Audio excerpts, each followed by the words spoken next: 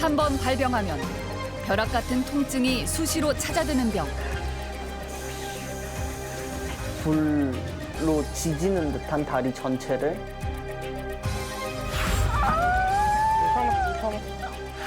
불면증과 우울증 등 정신질환까지 동반하다.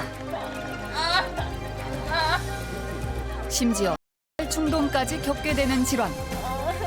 화상 입은 상태에 소독약을 막 부는 느낌이 모든 그 아픔 보이는. 만성 통증. 전 세계 인구 5명 중 1명이 이 병으로 고통받고 있다. 통증에 대한 의료비 지출이 암 치료비의 거의 10배, 심혈관 질환, 고혈압 등 성인병 등에 지출하는 비용보다 훨씬 높은 걸로 알려져 있습니다. 몸이 보내는 경고음. 통증에 대한 무지와 우회가 병을 키운다. 호미로 막을 게 호미가 안 막아지니까 트랙터로 그냥 땅을 다 뒤집어 엎어도 잘 안 되는 것처럼 좀 더 조기에 적극적으로 치료를 하고 만성 통증에 강력한 효과를 발휘하는 마약성 진통제. 중독의 위험성은 없는 걸까? 치료의 골든타임을 놓치면 치명적이다. 통증을 막을 최선의 치료법은 무엇인지 알아본다.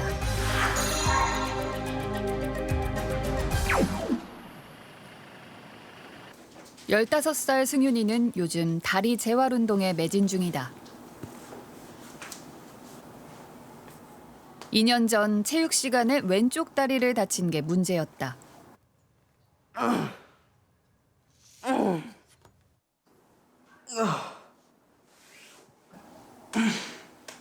아무래도 스치는 행동이나 이런 관절을 움직이는 행동이 많이 아파요. 콕콕콕콕콕콕 찌르는 느낌이 되게 좀 강하게 있어요. 외상은 완치됐지만 그 자리에 극심한 통증이 남았다. 이젠 발을 딛기만 해도 칼로 베는 듯한 통증이 밀려온다. 이게 작년 11월, 12월습니다. 태어나고 12월.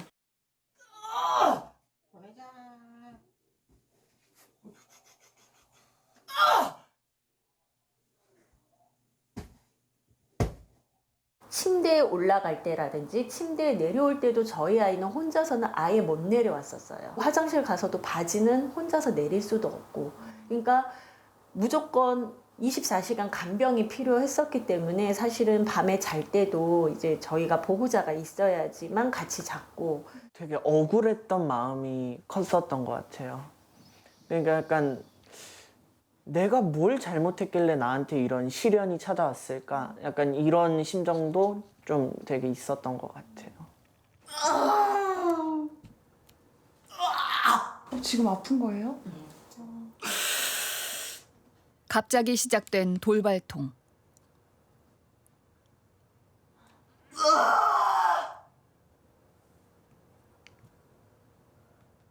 그러면은 조금 기계가 작동을 하니까.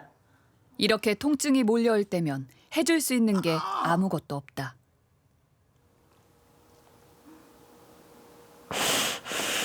됐어?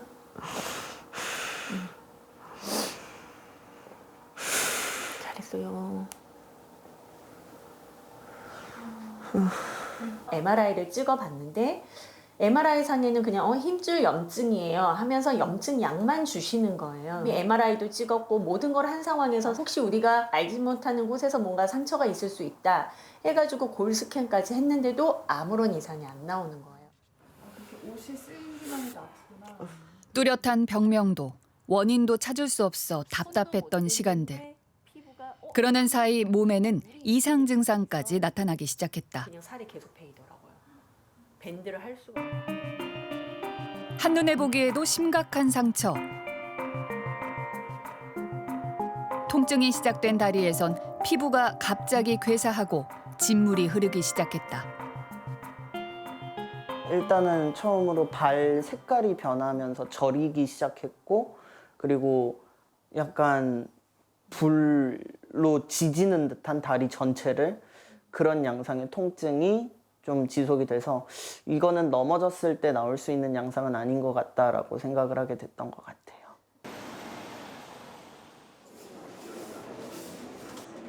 정상적인 보행이 어려워 15 나이에 지팡이까지 짚게 된 승윤이. 통증을 객관적으로 측정할 방법은 아직 없다. 네, 안녕하세요. 다만 신경이 손상된 부위나 만성 통증이 있는 부위는 정상보다 체온이 낮게 나타난다. 2달 정도 남더라고요. 적외선 체열 검사에서 1도 넘게 차이가 나면 이상이 있다고 판단하는데 승윤이는 3도 넘는 차이를 보였다. 너무 아파하니까 이상하다. 근데 그게 점점 아래 다리까지도 연결이 돼서 뭐 발목까지 뭐 다리까지 전체 색깔도 막 이상하게 변하고 너무 아픈 거예요. 이런 게 이제 CRPS 증상 중에 또 하나의 특징 중에 하나다. 만성 통증 질환 중 하나인 복합 부위 통증 증후군. 자율신경계 기능에 문제가 발생해 이렇게 피부색이 변하는 등 다양한 증상을 동반한다.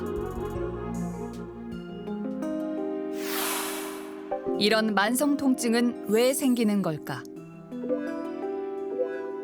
우리 몸은 큰 자극을 받으면 통증 신호가 말초신경에서 중추신경을 따라 뇌로 전달된다. 뇌가 통증을 인식하면 통증 억제 물질인 세로토닌 등이 분비돼 통증을 잠재운다. 문제는 우리 몸에서 생산할 수 있는 통증 억제 물질이 한정돼 있다는 것. 이 때문에 통증이 오래 지속되면 과부하가 일어나고 결국 신경 자체가 고장난다.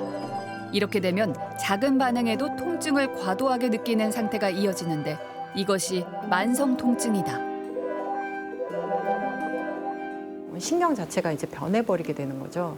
그래서 나중에는 통증 전달 물질들이 조금만 분비돼도 뭐 과하게 통증을 느끼게 되게 되고 별로 안 아파야 될 감각들에 대해서 통증을 느끼는, 그러니까 예를 들어 바람만 스쳐도 아프다, 닿아서 아프다, 그런 신경계의 변성이 일어나게 되기 때문에 조기에 그런 변화가 일어나기 전에 치유를 하시는 게 좋습니다.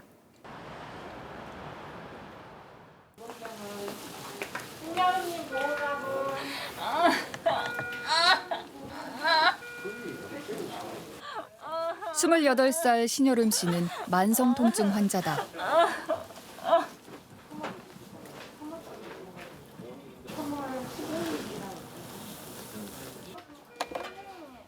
10년 전 대상포진을 진단받고 완치했지만 오른손에서 시작된 신경통은 점점 전신으로 확대됐다.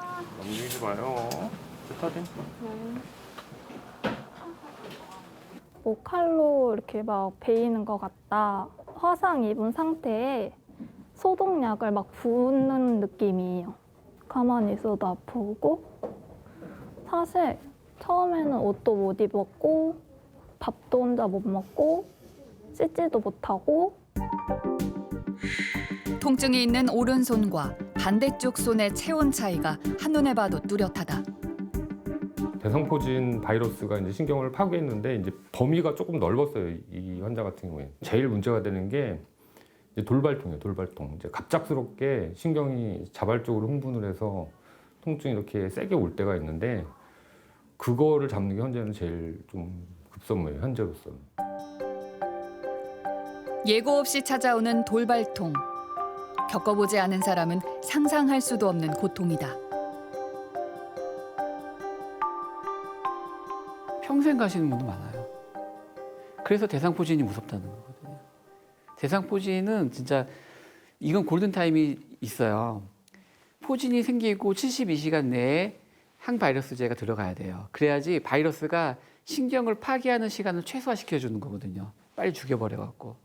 그래야지 나중에 대상포진 신경통으로 안 넘어가요. 한번 넘어가면요.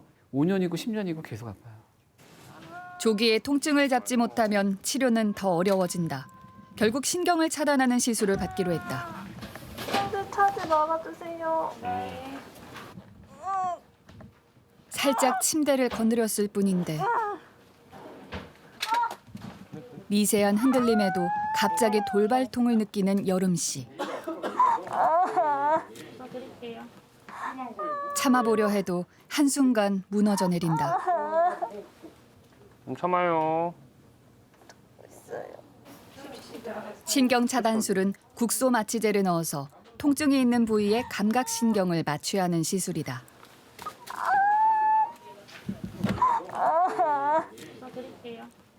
시술이 끝났는데도 통증은 쉽게 가라앉지 않는다.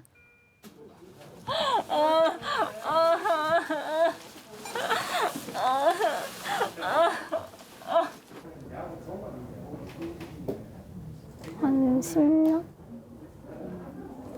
아프고 나서 한 번도 가본 적이 없어요. 그냥 사람 많은 곳에 혼자 그냥 가보는 거? 그런 거? 지금은 조금만 치여도 아프니까 조금만 닿아도 막 아프니까 그게 제일 하고 싶어요. 하고 싶은 것이 한창 많을 나이. 하지만 옷깃만 스쳐도 칼로 베는 것 같은 통증은 그녀의 일상을 방 안에 가둬버렸다.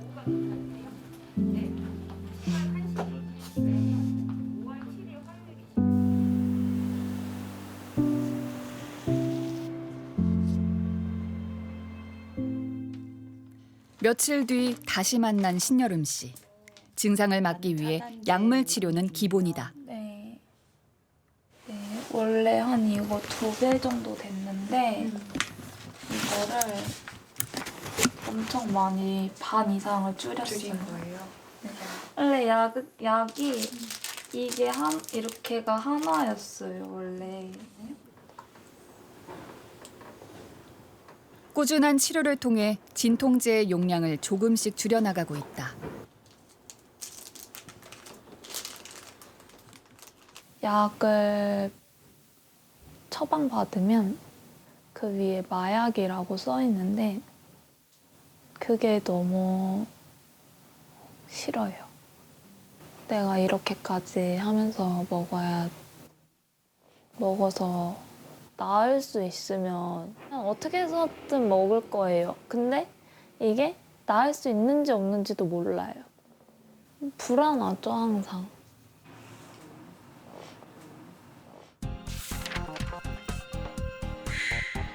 이제 통증은 노년층만의 문제가 아니다. 전 세계 22개국 청년들의 만성 통증을 분석한 최초의 연구에 따르면 청년 9명 중 1명은 만성 통증을 경험하는 것으로 나타났다. 문제는 젊을수록 통증을 간과해서 초기 치료를 놓치는 것이다. 치료의 골든타임을 놓친 여름 씨. 치러야 할 대가도 컸다. 친구들이 학교를 졸업하고 취업하는 동안 20대 전부를 병마와 싸우는 데 보냈다.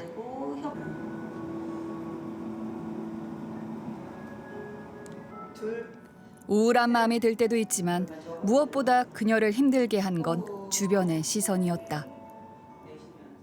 멀쩡한데 아픈 척한다. 막 이런 시선이 엄청 많아요. 설명을 해드려도 일부러 거짓말 친다. 막 그런 식으로 돌아오는 경우가 되게 많아요.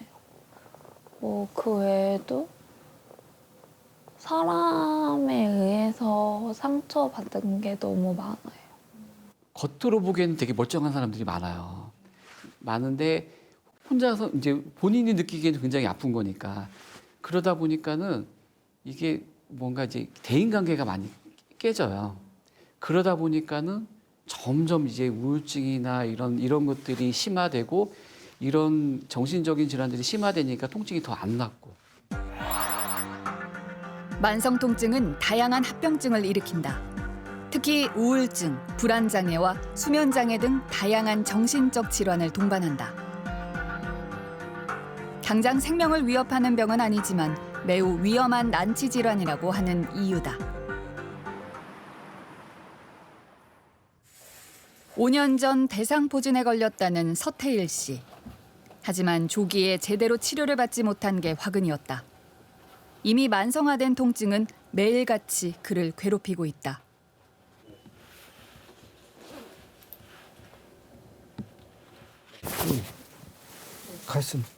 가슴하고 등허리.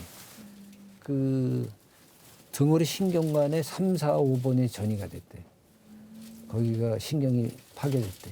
병원에서 주는 마약까지 먹어가면서 등허리에 주사도 맞고 그러고 여태까지 견뎌온 거예요.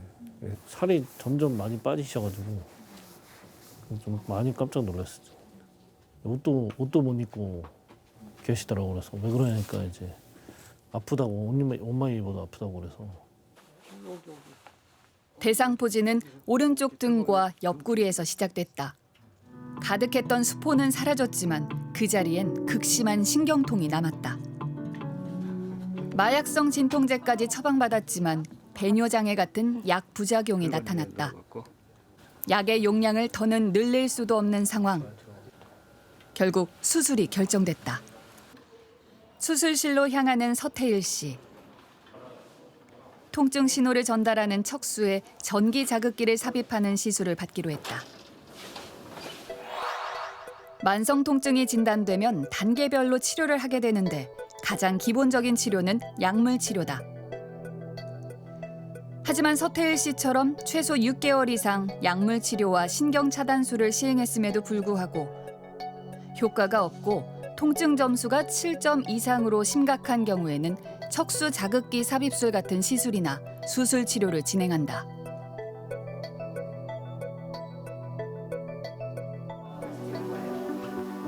척수 자극기 삽입술은 손상된 신경을 회복하거나 원인을 제거해주는 수술은 아니지만 통증을 조절할 수 있게 도와준다.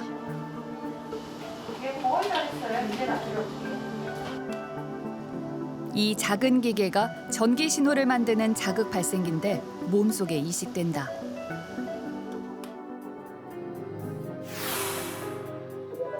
만성 통증은 통증을 억제하는 회로에 고장이 난 병이다. 전기 자극기를 심어 고장난 회로를 차단하는 것이 척수 자극기 삽입술이다. 이를 위해선 먼저 2개의 전극선을 척추를 둘러싼 경막외 공간에 삽입해야 한다. 통증을 일으키는 부위와 가까운 척수신경에 전기 자극을 줘야 하기 때문에 그 위치에 정확히 전극선을 놓는 게 중요하다.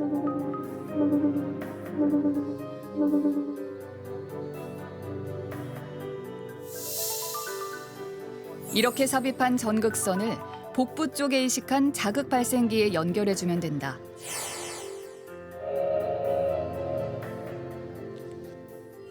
리모컨을 누르면 자극 발생기에서 전기 자극이 발생하는데 통증 신호가 뇌에 도달하는 것을 차단해준다.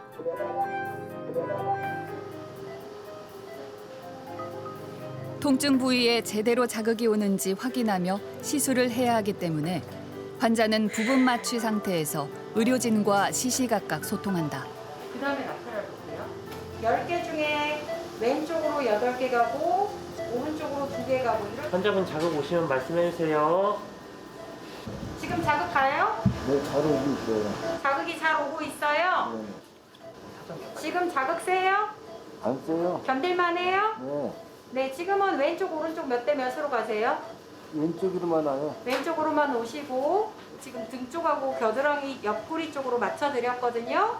위치는 좋아서 본인 아픈 데랑 지금 테스트한 데랑 다 일치하시는 거 맞으시죠, 서태일님? 네, 맞아요. 네, 그럼 이제 재워드리도록 하겠습니다. 수고 많이 하셨고요. 앵커하고 다시 재울 거예요.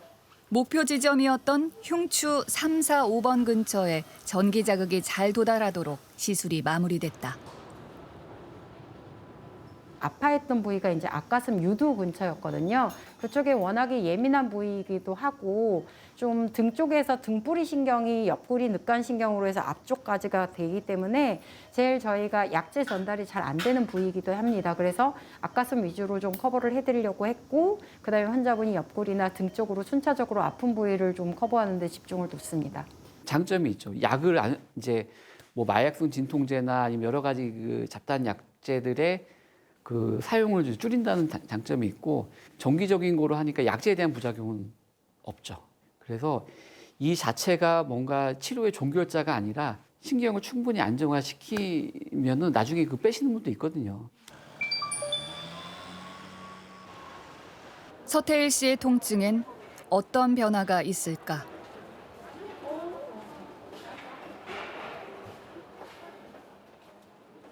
이 자극기가 이건데 리모컨 이렇게 해갖고 이렇게 하면 숫자가 올라가면은 전기가 세게 와요. 전기 오는 그 자체예요. 찌릿찌릿찌릿 전기. 그러면서 아픈 걸 못 느끼는 거지, 전기가 오니까. 시술하기 전에는 잠도 못 자고 그랬는데 지금은 시술하고는 잠도 잘 자고 괜찮아요. 좋아졌어요. 체감하는 통증은 많이 줄어든 상태. 검사 결과엔 어떤 변화가 있을까? 원래 아픈 데가 앞 가슴, 겨드랑이, 등 쪽 이렇게 아프시잖아요. 근데 여기 보시면 온도가 많이 떨어져 있는데 몸의 온도나 열을 나타내는 많이 좋아진 상태로 나오고요. 통증 정도를 측정하는 검사에서도 통증이 크게 줄어든 게 나타났다.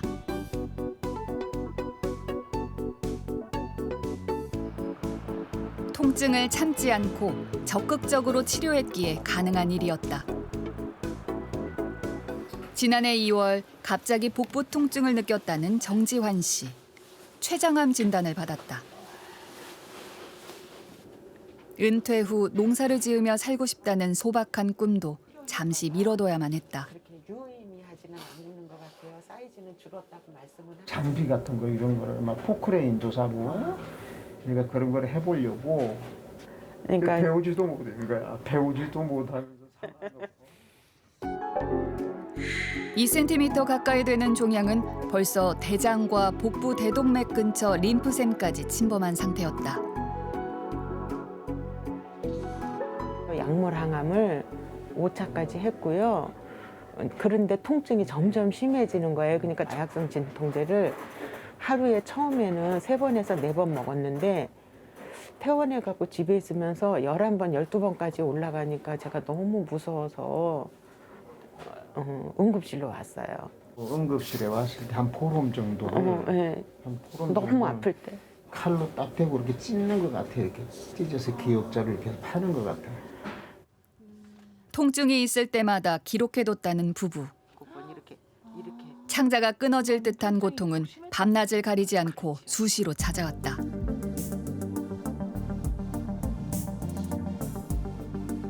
처음에는 진통제를 마약성 진통제를 안 썼어요. 처음에는 이런 거 먹었었는데 잘 안 듣더라고요. 결국 마약 패치까지 처방받았다. 50 마이크로그램짜리예요. 이게 예, 이게 높은 거더라고요. 환자들의 우려에도 불구하고 만성 통증 치료에 마약성 진통제가 쓰이는 이유는 뭘까? 일반 진통제는 일정 용량 이상을 먹으면 약효에 더 이상 변화가 없고 부작용만 커진다. 하지만 마약성 진통제는 용량을 늘리는 만큼 통증 조절에 효과를 발휘하기 때문에 중증 통증 환자들에겐 필수적이다. 약물 치료로 인해서 부작용이나 합병증이 있어서 더 이상 약물 치료로 이제 지속하기가 어려운 경우, 약물 치료를 했음에도 불구하고 계속 중간 이상의 심한 통증을 호소할 때는 뭐 신경 차단술을 할 수도 있고 신경 파괴술을 할 수도 있고 그러니까 신경 유입 전달 경로를 차단을 하는 거예요. 통증이 심해진다고 해서 마약성 진통제의 용량을 계속 늘릴 수는 없는 상황. 이럴 땐 다른 치료를 고려해야 한다. 정재환 씨는 화학적으로 신경을 변성시켜 통증을 막는 알코올 신경 파괴술을 받기로 했다.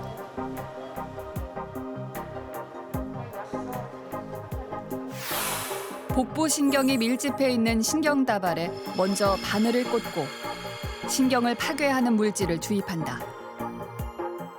이때 쓰이는 물질이 고농도의 알코올이다. 알코올이 신경다발을 파괴하면 통증이 전달되는 경로가 차단되는데 특히 췌장암 통증 치료에 효과가 크다. 이제 그럼 알코올을 넣을 거예요. 알코올이 들어가면 타는 듯한 통증이 느껴지실 텐데 조금만 참아보실게요. 시술에 쓰일 고농도의 알코올이다. 알코올이 들어가자 통증을 호소하는 정지환 씨. 괜찮으세요? 이렇게 신경을 파괴해도 다른 기능엔 문제가 없을까? 복강신경총은 대표적인 교감신경이에요. 교감신경은 그런 지각이나 운동 기능에 영향을 미치지 않기 때문에 그거를 이제 알코올로 이용해서 신경 파괴를 하게 되면 우리 몸에 예를 들어 몸의 움직임이나 감각들이 뭐 죽거나 그러지는 않거든요. 어떻게 보면 신경 절제술과 같은 의미를 가지게 되는 거죠. 그래서 굉장히 긴 치료적인 효과를 가질 수가 있습니다. 통증은 나아졌을까? 네, 안녕하세요. 아픈 거는 좀 어떠세요? 반대로 또 더 줄었어요. 더 줄었어요. 네, 다행입니다. 안 아프니까 너무 좋아요. 그런 게 있는 것조차도 몰랐었어. 빨리 나오셔야죠. 예.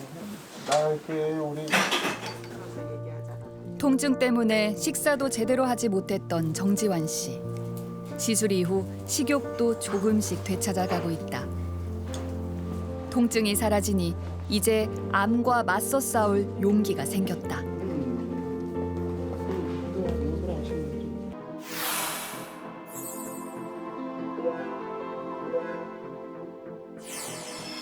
통증 신호가 뇌에 도달하면 고통을 느끼게 되는데 마약성 진통제는 뇌에 통증 신호를 전달하는 특정 수용체의 기능을 차단하는 역할을 한다.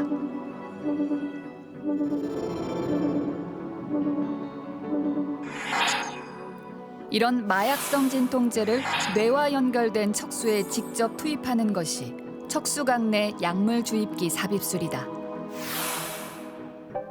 동그란 펌프에 마약성 진통제를 넣고 배 아래쪽에 심어둔 뒤 척수에 꽂아놓은 관과 연결하면 정해진 시간마다 약물이 조금씩 투여된다.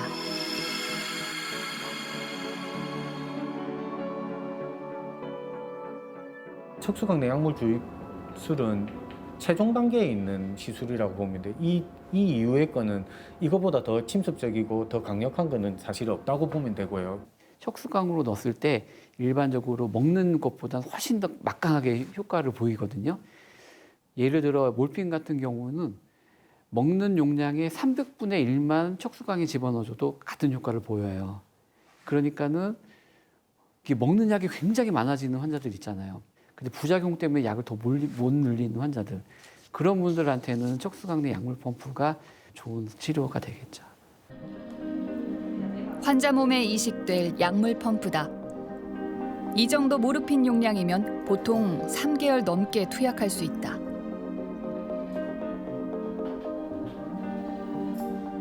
한번 거치를 해놓으면 약물이 소진될 때마다 보충해주면 되기에 반영구적으로 쓸 수 있다.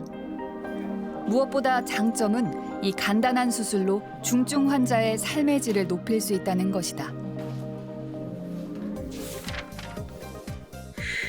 적극적인 통증 치료는 암 환자의 생존율에 크게 영향을 주는 것으로 나타났다. 약물 주입기 삽입 수술을 받아 통증을 관리해온 암 환자군과 그렇지 않은 암 환자군의 수명이 큰 차이를 보였다. 통증을 증상 정도로 가볍게 여기고 방치해선 안 되는 이유다.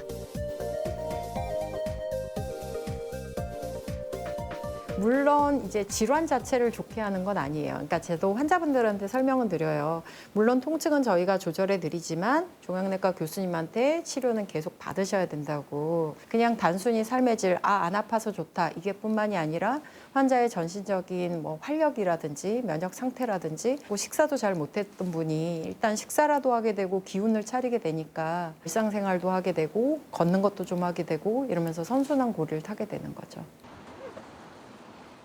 13살에 만성 통증을 진단받았던 승윤이 통증의학과를 찾아 꾸준히 치료를 받고 있다. 이렇게 해야 돼? 네. 근데 학교 오랜만에 가니까 진짜 좋아? 네. 그래도 친구들도 요새 막 하고 아픈 이런 적은 없어요? 하루에 한 5번 정도 있습니다. 예전에는 그래도 막 응급실 와서 그 정도에 비하면은 뭐 지금 그 정도 강도는 그 정도는 아니고? 네, 강도는 예전에 10점에서 지금 한 6점 정도로. 왼쪽 다리에서 시작된 통증은 1년 넘게 계속됐고 어느 순간 혼자서 거동하는 것조차 어려워졌다. 소리 들으니까 좀 엄마 조용히 하라고 시그널을 못 받니? 우리끼리 만나서 토론도 하고 얘를 좀 어떻게 할까, 어떤 식으로 치료 좀 해주는 게 좋을까. 이제 그런 방법 중에 이제 척수 자극기라고 해서 여기 이제 사진에서 보면 이렇게 전극선을 소위 얘기하면 척추 등에다 넣는 거예요. 그럼 이제 전기장이 이렇게 생기잖아요.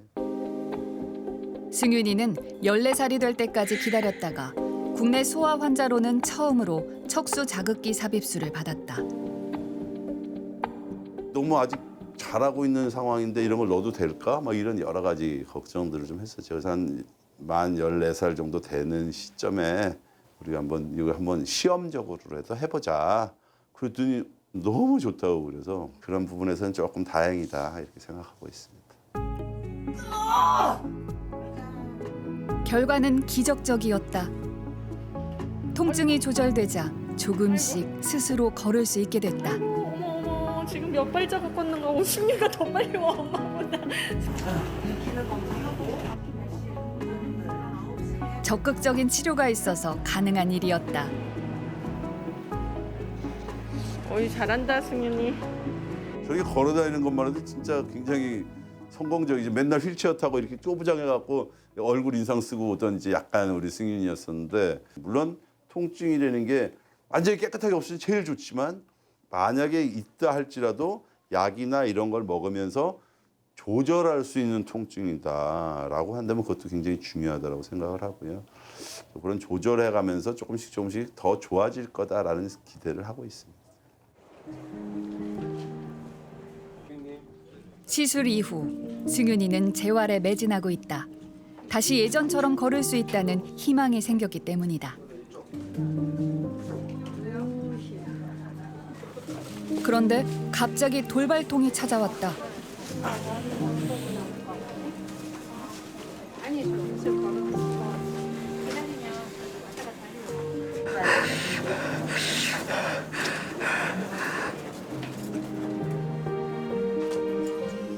예전보다 빈도는 줄었지만 통증이 완전히 사라진 건 아니다.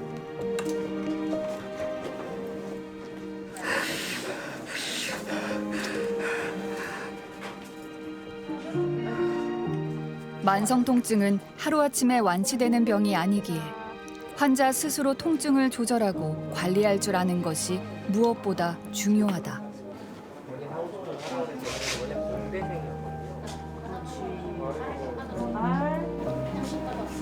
아주 잘했어요. 그렇죠. 초기에는 승윤이가 아예 왼발을 땅을 딛지 못했었거든요. 왼발 딛지도 못하고 움직이지도 못하고 그리고 손도 못 댔었는데, 그리고 치료하면서 기절하는 경우도 꽤나 많았었고요. 근데 이제 치료하면서 이제 왼발을 충분히 디딜 수 있고 그리고 스스로 독립보행 가능한 정도로 좋아졌습니다. 오랫동안 왼쪽 다리를 쓰지 않아 몸이 한쪽으로 기울어졌다는 승윤이. 약해진 다리 근육을 강화하는 훈련을 하고 있다. 만성 통증은 여러 가지 후유증을 남기기에 일상을 회복하기 위한 꾸준한 노력이 필요하다. 그런 만성 통증 환자들은 완전 통증을 처음부터 0으로 줄이기는 어렵다고 제가 오셨을 때 설명을 드려요. 그래서 만약에 7, 8점이면 뭐 5, 6, 7로, 5, 6, 7이면 4, 5, 6으로 조금씩 줄여가면서 본인의 이제 일상생활이나 패턴이나 이런 걸 좀 찾아가시는 과정이라고 설명을 드리거든요. 어떤 분들은 되게 자랑처럼 얘기하는 경우가 있어요. 난 되게 잘 참는다고. 근데 그건 이미 이제 적절한 치료 타임은 넘어서 오시는 거거든요. 통증에 대해서 잘못된 인식을 고치는 게 중요하세요. 잘 참는 게 자랑이 아니거든요. 이게 낫을 만한 기간이 지났는데도 계속 아프다. 그러면 원인을 찾으셔야 되세요. 원인을 찾고 조기에 치료를 하시고, 그러는 게 만성 통증으로 이완하는 거를 예방하는 방법, 가장 중요한 방법인 것 같아요. 수신료의 가치를 실현합니다. 여러분의 KBS